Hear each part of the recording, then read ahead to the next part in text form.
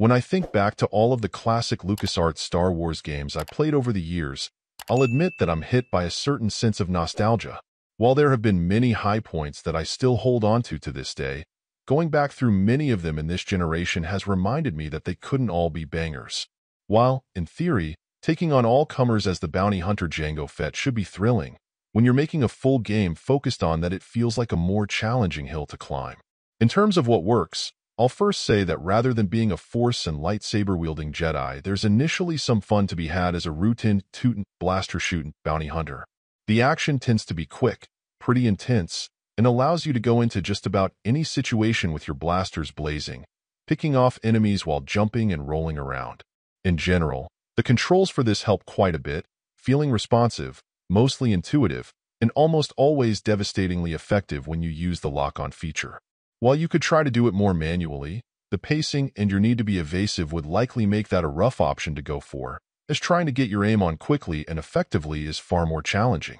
Unfortunately, one of the game's issues is that there doesn't seem to be a middle ground between your auto-fire, which almost lets you turn your brain off and turn into a killing machine, and trying to do things more manually, which is a bit rough. How you'd hope to do this with a legacy game without possibly making too many changes would be a fair counterpoint. But that doesn't change the fact that in terms of the gunplay, once you get in the zone, it feels a bit too lenient much of the time.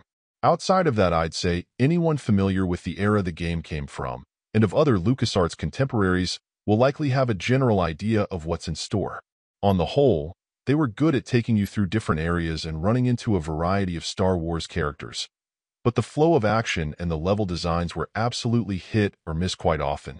What this leaves you with is a pretty fun, though possibly a bit shallow, romp through parts of the Star Wars universe you normally wouldn't see, with a play style that's a nice departure from the typical Jedi-based fare. If you played the original game back in the day, there's absolutely going to be a nostalgia factor that's an added plus. But even if you're unfamiliar and can understand that the game's look and general feel are absolutely from an earlier time, there's some uniquely Star Wars fun to be had here. Just understand that in terms of play, it may not be firing on all cylinders. Overall, my final score for the game ended up being a 7. And if you're interested in picking it up, it's currently available on the Switch eShop for $19.99. Thank you for taking the time to listen to this review. And if you'd like more information or ideas of indie games worth checking out on Switch, be sure to click on the link provided in the description. Until next time.